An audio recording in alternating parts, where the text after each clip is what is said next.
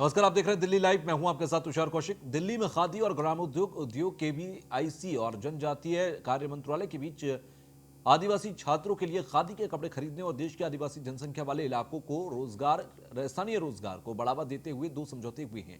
पहले सहमति पत्र तहत आदिवासी छात्रों के लिए खादी के कपड़े खरीदने के लिए समझौता किया गया, तो वहीं जबकि दूसरे एमओयू में प्रधानमंत्री रोजगार सृजन कार्यक्रम के तहत केवीआईसी के साथ जनजातीय कार्य मंत्रालय की साझेदारी के लिए हुआ। पहले एमओयू के तहत जनजातीय कार्य मंत्रालय द्वारा किए जा रहे एकलव्य आवासीय विद्यालयों में छात्रों के लिए 2020-21 में 14 करोड़ 77 लाख रुपए में 6 लाख मीटर से ज्यादा खादी कपड़े खरीदा गया।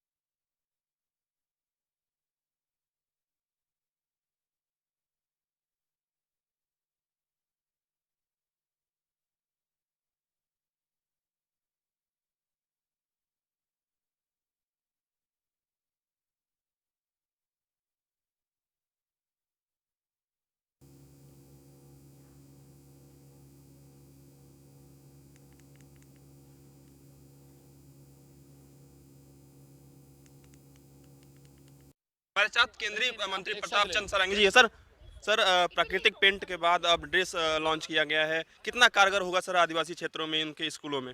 ये एकलव्य विद्यालय में 75,000 विद्यार्थियों को आज खादी का पोशाक देने के लिए एमओयू साइन हुआ है ट्राइबल अफेयर्स मिनिस्ट्री के साथ। इसके द्वारा हमारा वनवासी लड़का को और सिंथेटिक्स जैसा स्वास्थ्य विघातक पोशाक न दे करके ऑर्गेनिक पद्धति से प्रस्तुति हुई पूर्ण ऑर्गेनिक ये खादी का पोशाक मिलेगा।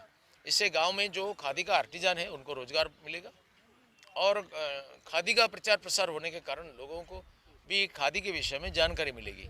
सर और भी क्षेत्रों में इसका प्रसार होने की उम्मीद है क्या?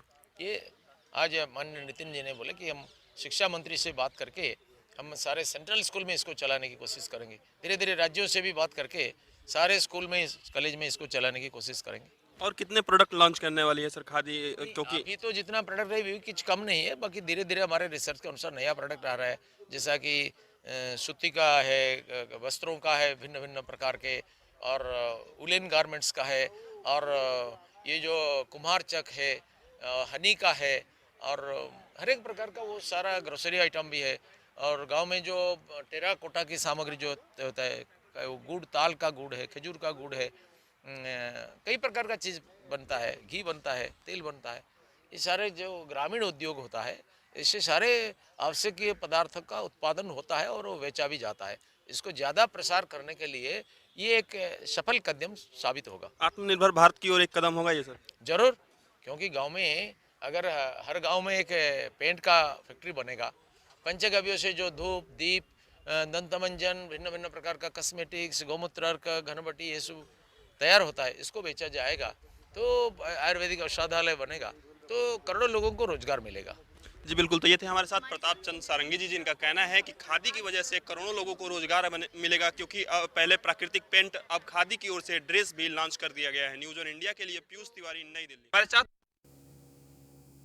के चेयरमैन विनय कुमार सक्सेना जी हैं। सर ये जो खादी से बने स्कूल ड्रेस है, कितना सहूलियत देगा या उन नॉर्मल ड्रेसेस से कितना अलग होगा? खादी का कपड़ा अपने आप में ही एनवायरमेंटल फ्रेंडली होता है।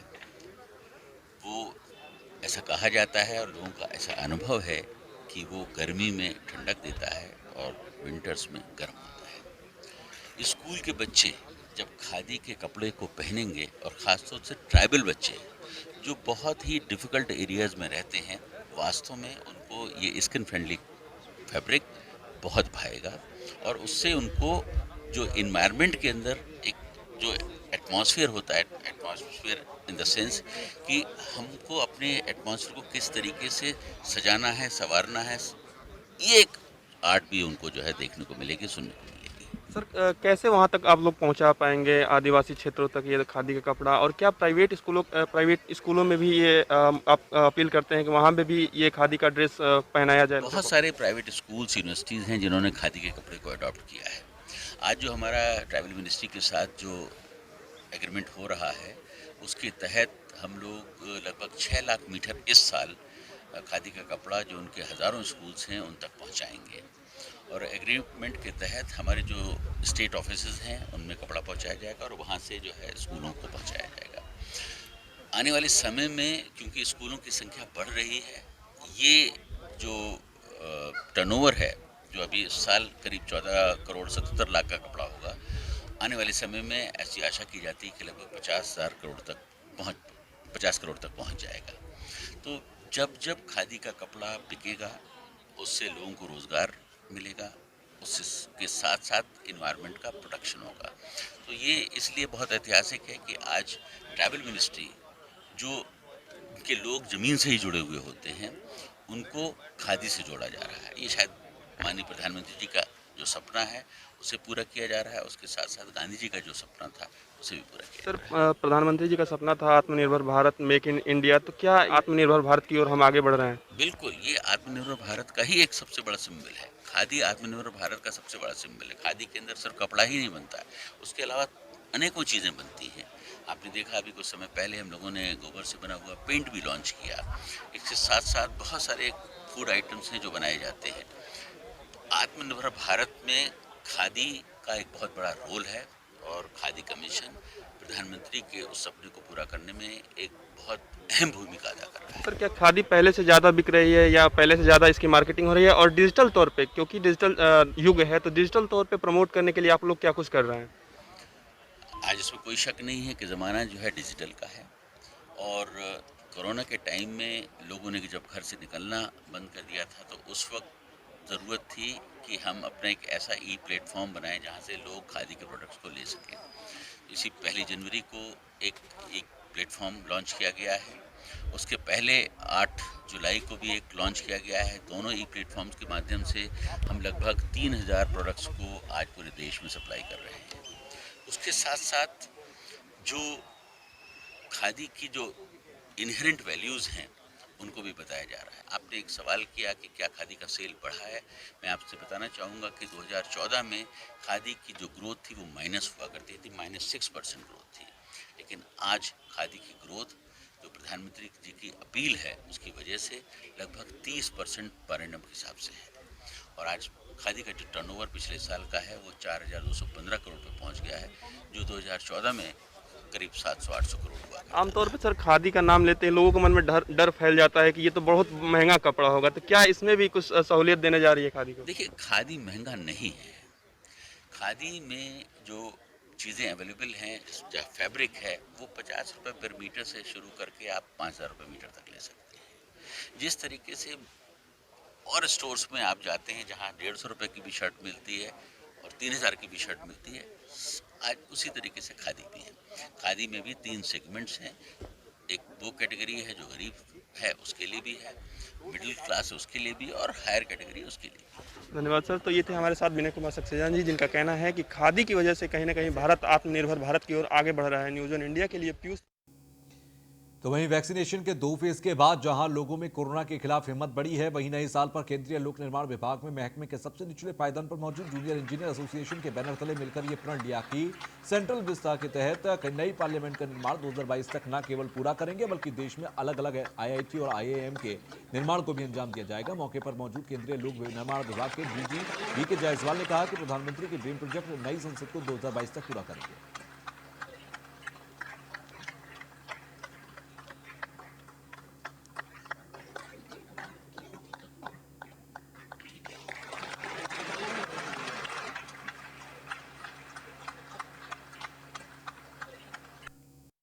पिछला साल चूँकि सभी लोग जानते हैं कि कोविड से महामारी की वजह से बहुत ज़्यादा चैलेंजिंग रहा। उसके दौरान भी हम लोगों ने, हमारे जो कैडर हैं, हमारी जो जेई हैं, उन लोगों ने काफ़ी ज़्यादा मेहनत किया। हॉस्पिटल में आइसोलेशन वार्ड की सुरक्षा करना, मेंटेनेंस करना, सीवर लाइन से लेके रोड तक, ब्रिजेस तक का काम हम लोगों ने किया है, मेंटेन किया है। हमारा सबका काम वर्क फ्रॉम होम था, हम लोगों ने ऑन साइट काम किया है उस सिचुएशन में भी। और ये हमारा और हम सभी साथियों का प्रण है, ये हमने निश्चय लिया है।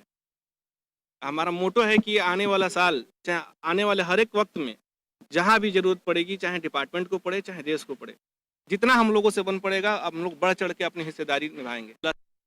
ये पीढ़ी हमारी बिल्कुल एकदम युवा है। आप समझ लीजिए कि जो भारत की औसत आयु उससे भी कम हमारी औसत आयु है, 25 से 26 साल। और 25 से 26 साल की आयु का एक जूनियर इंजीनियर देश के प्रधानमंत्री कार्यालय से लेके नीचले तबके का जो टाइप 1 का क्वार्टर है उसका भी मेंटेनेंस वही करता है। आप राष्ट्रपति भवन चले जाइए, निर्माण भवन, उद्योग भवन, कोई भी आपको अगल बगल भारत सरकार की बिल्डिंग अगर दिख रही होगी तो कहीं ना कहीं CWD का जे ही करता है। और न सिर्फ बड़े काम, छोटे काम में, जैसे कि आपने देखा होगा रोड पे कहीं गड्ढा है तो उसको भरना हो या नाले की सफाई का वो भी काम है। ऊपर से कोरोना जैसी महामारी ने हम सभी जेई के लिए एक और अपॉर्चुनिटी दिया हमें। हमारे लिए ये निगेटिव नहीं रहा, कारण कि जब लोग अपने घरों में बैठे हुए थे तो 22 मार्च को लॉकडाउन अगर लगा हुआ तो हम लोग सुबह 23 मार्च को भी काम पे थे। और न सिर्फ हमने काम किया है बल्कि काम की डिलीवरी भी की है। 31 मार्च को हम लोग का फाइनेंशियल क्लोजिंग होती है और उस फाइनेंशियल क्लोजिंग को बखूबी निभाया हमने। जो हम लोग पे लाइबिलिटी बनती थी, जो भी कॉन्ट्रैक्टर का जो भी कार्य होता था, जो भी बकाया कार्य था विभागीय तौर पे हम लोगों के ऊपर, उसको हम लोगों ने बखूबी पूरा किया है। ये पिछले वर्ष हमारे लिए बड़ा महत्वपूर्ण रहा है। हमने, जैसा कि हमारे साथियों ने थोड़ी देर पहले बताया, कि विपदा के समय भी वो लगातार काम करते रहे, चाहे वो सड़कों से संबंधित कार्य हो या हॉस्पिटल की मेंटेनेंस हो या नालों की सफाई हो। सारे कामों में वो लोग लगे रहे जैसे कि सामान्य समय में लगे होते हैं। तो ये रियली बहुत गर्व की बात है। फिर पिछले साल हमने बहुत सारे नए काम, जो महत्वपूर्ण काम हैं, वो प्रारंभ किए हैं। उनमें अगर मैं नाम लूँ तो IIT Jammu, IIT Tirupati, IIT Palakkad, उसके बाद हमने IIM बोध गया, IIM जम्मू, एम्स श्रीनगर, ये सारे काम हमने, और एक हॉस्पिटल, एक मल्टी स्पेशलिटी हॉस्पिटल हमीरपुर में शुरू किया। तो बहुत सारे काम हमने पिछले साल प्रारंभ किए। पिछले वर्ष हमारे लिए बड़ा महत्वपूर्ण रहा है। हमने, जैसा कि हमारे साथियों ने थोड़ी देर पहले बताया, कि विपदा के समय भी वो लगातार काम करते रहे, चाहे वो सड़कों से संबंधित कार्य हो या हॉस्पिटल की मेंटेनेंस हो या नालों की सफाई हो। सारे कामों में वो लोग लगे रहे जैसे कि सामान्य समय में लगे होते हैं। तो ये रियली बहुत गर्व की बात है। फिर पिछले साल हमने बहुत सारे नए काम, जो महत्वपूर्ण काम हैं, वो प्रारंभ किए हैं। उनमें अगर मैं नाम लूँ तो IIT Jammu, IIT Tirupati, IIT Palakkad, उसके बाद हमने IIM बोध गया, IIM जम्मू, एम्स श्रीनगर, ये सारे काम हमने, और एक हॉस्पिटल, एक मल्टी स्पेशलिटी हॉस्पिटल हमीरपुर में शुरू किया। तो बहुत सारे काम हमने पिछले साल प्रारंभ किए। नई दिल्ली में CPWD जूनियर इंजीनियर द्वारा एक गेट टुगेदर का प्रोग्राम रखा गया, जिसमें इन्होंने एक डायरी का विमोचन किया और साथ ही साथ कैलेंडर का, जिसमें मुख्य अतिथि के रूप में DG VK जायसवाल मौजूद रहे, जिन्होंने जूनियर इंजीनियरों का हौसला अफजाई करा और साथ ही जो बीते वर्ष में जो भी कार्य थे और जो भी चैलेंजेस थे उनकी सराहना करते हुए जूनियर इंजीनियर्स की तारीफ करी कि ये कोरोना काल में भी खड़े रहे और तमाम तरीके के जो प्रोजेक्ट्स थे, जो सेवाएं थी लोगों की लिए, वो करते रहे। और उसके साथ साथ आने वाले जो साल है उसके काम के जो चैलेंज हैं उसको लेकर भी चर्चा की गई और बताया गया। दिल्ली से टीपू सुल्तान की रिपोर्ट। नई दिल्ली। तो साउथ दिल्ली नगर निगम का बजट पेश किया गया। साउथ दिल्ली नगर निगम की महापौर अनामिका मिथिलेश ने इस बजट को नगर निगम की जनता और कर्मचारियों के लिए लाभकारी बताया। वहीं विपक्ष ने इस बजट को जनता के साथ छलावा बताया और उन्होंने बजट की कॉपी पर सवाल उठाते हुए कहा कि भाजपा शासित निगम केवल प्रचार करने का काम कर रही है और बजट में क्षेत्र की जनता और कर्मचारियों के लिए विशेष कुछ भी नहीं है।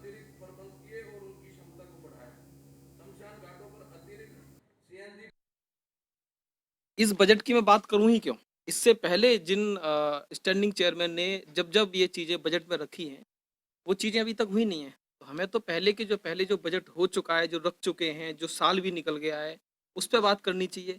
ये नए तरीके से फिर 2-4 चीज़ें ले आए, इसमें कुछ है नहीं, बहुत सबसे मतलब बिल्कुल फालतू में पैसा बर्बाद करने वाला है ये। और दूसरी चीज़, इसमें 1-2 पेज पे इस तरीके से पैसे की बौछार करी गई है। जो 15 लाख था वो 15 करोड़ हो गया, जो 50 लाख था पार्षद फंड वो 1 करोड़ हो गया। इस तरह का हर जगह इन्होंने डबल, ट्रिपल, 100% बढ़ोतरी कर दी। एक तरह से ऐसा लग रहा है कि इनके पास पैसे का मतलब बारिश हो गई है। जब बारिश हो रही है, जब इतना पैसा है, जब इतनी आपके पास डबल करने के लिए पार्षद फंड अलग अलग हेड्स में आपके बढ़ाने के लिए पैसे हैं, तो कर्मचारियों को पैसे क्यों नहीं? दिल्ली के कूड़े से इंडियन ऑयल कॉर्पोरेशन बिजली बनाएगा, जिसके बदले निगम को राजस्व दिया जाएगा। उत्तरी दिल्ली नगर निगम ने इंडियन ऑयल कॉर्पोरेशन के साथ एमओयू पर हस्ताक्षर का समझौता किया। इस समझौते पर उत्तरी दिल्ली नगर निगम के महापौर ने प्रेस वार्ता की। मेयर जयप्रकाश ने बताया कि केंद्र सरकार की मदद से कराया गया यह समझौता उत्तरी दिल्ली नगर निगम के लिए मील का पत्थर साबित होगा। साथ ही उन्होंने प्रधानमंत्री का धन्यवाद करते हुए बताया कि यह कदम आत्मनिर्भरता की ओर है। इसके साथ ही इस कदम से दिल्ली कूड़ा रहित होगी और निगम को राजस्व की प्राप्ति होगी। बड़ी खुशी की बात है कि केंद्र सरकार उत्तरी दिल्ली नगर निगम को सहयोग कर रही है और पहले भी लगातार करती रही है। जो विपक्षी लोग कहते हैं कि भारत सरकार कुछ नहीं, भारत सरकार बहुत ज़्यादा सहयोग कर रही है। इस कूड़े के निस्तारण के लिए आज हमने एक करार किया है IOCL के साथ में, जो पेट्रोलियम मंत्रालय के अंतर्गत आता है, और इस के अंदर जो भी प्रोजेक्ट होगा, लगभग 1200 करोड़ का प्रोजेक्ट है, इसमें उत्तरी दिल्ली नगर निगम का एक पाई नहीं खर्च होने वाली। हम सिर्फ उत्तरी दिल्ली नगर निगम जो है ज़मीन उनको उपलब्ध कराएंगे, वो अपना पूरा मशीन वगैरह सब अपना, प्लांट वगैरह सब अपना वहाँ पे सेटल का इंफ्रास्ट्रक्चर डेवलप करेंगे। ये प्रोजेक्ट दिल्ली के अंदर एक मील का पत्थर साबित होगा, क्योंकि इससे जो दिल्ली के अंदर कूड़े के पहाड़ हैं वो पहाड़ों में कमी आएगी, और आप देखना धीरे धीरे दिल्ली शहर एक साफ शहर, स्वच्छ शहर बन जाएगा, और दिल्ली में घुसते ही जो कूड़े के पहाड़ का सामना करना पड़ता था वो एक सुंदर क्षेत्र बन जाएगा, क्योंकि कूड़ा रोज हमारे घरों से निकलता है। दिल्ली के अंदर 5 से, उत्तरी दिल्ली नगर निगम की बात करें तो 5 से 7% कूड़े की वृद्धि हर वर्ष हो जाती है। उसके लिए एक योजना तो बनानी पड़ेगी। तो मैं आपके माध्यम से भारत सरकार, मोदी जी का और उनके केंद्रीय मंत्री धर्मेंद्र प्रधान जी का और हमारे जो उपराज्यपाल अनिल बैजल जी का धन्यवाद करना चाहता हूं, जिनके प्रयासों से उत्तरी दिल्ली नगर निगम क्षेत्र के अंदर ये प्रोजेक्ट लगने जा रहा है। इस प्रोजेक्ट से डेली जो हमारा 4500 मीट्रिक टन कूड़ा निकलता है, जिसमें 2300 मीट्रिक टन कूड़े को तो हम रोज निस्तांतरित कर लेते हैं, बाकी जो 2200 मीट्रिक टन कूड़ा बच रहा है उसको भी निस्तांतरित व हाथ होगा, तो ये कूड़े के पहाड़ कम होंगे और भी आगे प्रोजेक्ट लगाने में हमारे को आसानी होगी। इसके अलावा जो इस प्रोजेक्ट से गैस बनेगी, बिजली बनेगी, जो बनेगा उससे जो आय होगी उस आय में भी 25-30% हिस्सा हमें मिलेगा। तो इसका मतलब जो 1200 करोड़ के प्रोजेक्ट में हमारे 1 रुपये नहीं लगेगा। जो ज़मीन है हमारी, वो ज़मीन हम उनको प्रोवाइड कराएंगे, और दिल्ली के अंदर दिल्ली को आगे बढ़ाने में, जैसा देश के प्रधानमंत्री मोदी जी कहते हैं, मेरा देश बदल रहा है, आगे बढ़ रहा है, तो देश बदल भी रहा है, आगे बढ़ रहा है। ये उत्तरी दिल्ली नगर निगम के लिए एक खुशखबरी की खबर आई है। जी हाँ, जहां एक तरफ उत्तरी दिल्ली नगर निगम बदहाली की तरफ अपने आप को दिखा रहा था और निगम में कर्मचारियों की सैलरी को देने में नाकाम साबित हो रहा था, वहीं अब ये अपने कूड़े से, गार्बेज से पैसा कमाने की तरफ बढ़ चुका है। इंडियन ऑयल कॉरपोरेशन के साथ इनका एक MOU साइन हुआ है, जिसको लेकर के आज जयप्रकाश ने और तमाम उत्तरी दिल्ली निगम के नेताओं ने प्रेस वार्ता करी, और प्रेस वार्ता के साथ साथ ये बताया कि किस तरीके से निगम अब आत्मनिर्भर की तरफ बढ़ रहा है। अब देखना ये होगा कि ये आत्मनिर्भरता कर्मचारियों के लिए कितने फायदेमंद होगी और कर्मचारियों की जो सैलरी का मुद्दा है वो कब खत्म होगा। दिल्ली से टीपू सुल्तान की रिपोर्ट। उत्तरी तो वहीं राजधानी दिल्ली के होटल शंग्रीला के अंदर भारत गौरव अवार्ड फाउंडेशन के 3रे संस्करण का आयोजन किया गया। इस सम्मान समारोह में केंद्रीय जहाजरानी राज्य मंत्री मनसुख मंडाविया मुख्य अतिथि के तौर पर मौजूद रहे। समारोह में समाज के लिए बेहतर कार्य करने और देश का गौरव बढ़ाने वाले लोगों को सम्मानित किया गया। कार्यक्रम में प्रभु श्री राम की नगरी अयोध्या से आए राम वल्लभ कुंज अयोध्या के अधिकारी राम कुमार दास को लाइफ टाइम अचीवमेंट अवार्ड से सम्मानित किया गया। वहीं कार्यक्रम में अयोध्या के मेयर ऋषिकेश उपाध्याय को समाज की बेहतरी के लिए अपना अतुल्य योगदान देने के लिए सम्मानित किया गया। देश में कुछ अच्छा करता है या अच्छा हो रहा है, ऐसे लोगों को सम्मानित करना आवश्यक होता है। जब आप किसी को अपने विशेष कार्य के लिए, विशेष सफलता के लिए सम्मानित करते हैं तो उसको देख के कई लोगों को प्रेरणा भी मिलती है और स्वयं जिसका सम्मान होता है उसका भी हौसला बढ़ता है और वो आगे भी देश और समाज के लिए अपना अच्छा कंट्रीब्यूशन कर सकते हैं। इस दृष्टि से भारत गौरव अवार्ड फाउंडेशन द्वारा इस कार्यक्रम आयोजित करके देश में कृषि क्षेत्र में, सामाजिक क्षेत्र में, आर्थिक क्षेत्र में जिसका विशेष प्रदान है उसका सम्मानित किया गया। ये बहुत महत्वपूर्ण है और मैं उसको बधाई देता हूँ कि भारत गौरव पुरस्कार ने मुझे यहाँ तक पहुँचाया। 2012 में मुझे भारत गौरव पुरस्कार से सम्मानित किया गया था, पुरस्कार मिला, और आज भारत गौरव पुरस्कार की बदौलत में भारत गौरव अवार्ड फाउंडेशन के महासचिव पद तक पहुँचा हूँ। इस पुरस्कार ने मेरे जीवन में बहुत ऊंचाइयां दी हैं, बहुत एक आम छोटे से ग्रामीण बच्चे को आज इतना बड़ा बनाया कि आप सब लोग मेरे साथ हैं। खुद महाराज जी अयोध्या से यहाँ उपस्थित हैं, मेयर साहब हैं, माननीय केंद्रीय मंत्री मनसुख मांडविया जी रहे, माननीय केंद्रीय मंत्री फग्गन सिंह कुलस्ते जी रहे, और भी कितने member of parliament, OBC commission chairman, minority commission chairman, बहुत सारे लोगों ने अपना आज साथ दिया। और ये परंपरा जो है पिछले 2017 से चली आ रही है निरंतर। आज वर्ष 2019 के लिए भारत गौरव पुरस्कार प्रदान किए गए हैं और ये मंच ऐसा मंच है जिसमें आप सबका सहयोग इसको और मजबूत बनाता है।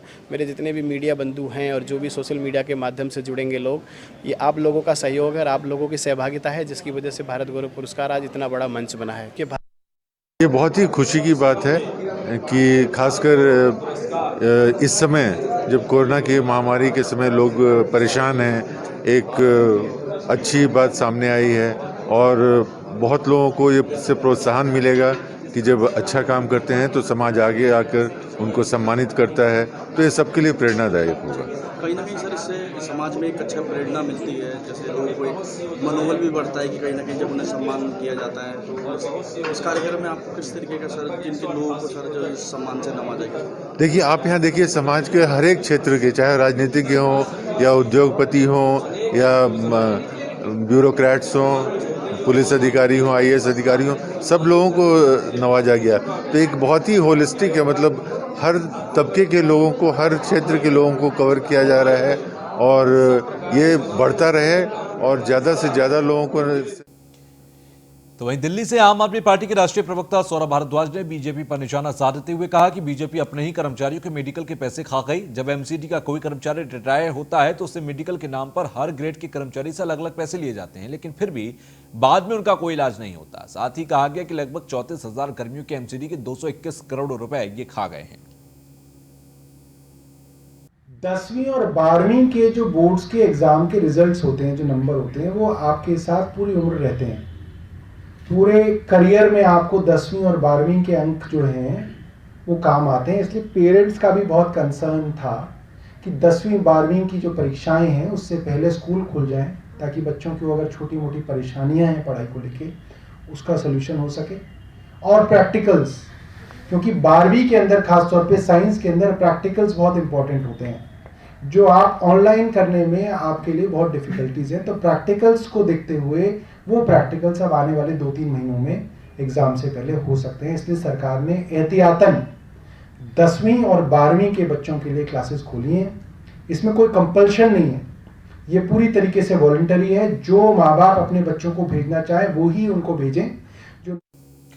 तो इसी के साथ फिलहाल के लिए दिल्ली लाइव में बस इतना ही। आगे भी खबरों का सिलसिला जारी रहेगा। देखते रहिए न्यूज़ 1 इंडिया। नमस्कार।